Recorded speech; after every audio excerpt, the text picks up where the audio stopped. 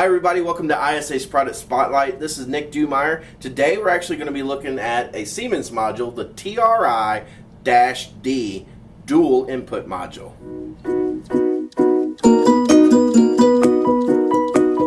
What you can see here in my hand is the Siemens TRI-D. Now this is a dual input module.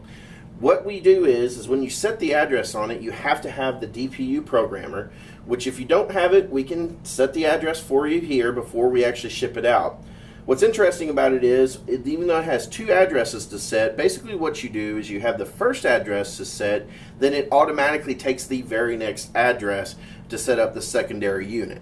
So if you have questions about how to get that programmed, or if you want to know if we can help you replace one and program it for you, let your account manager know. We'll be glad to help you through step by step.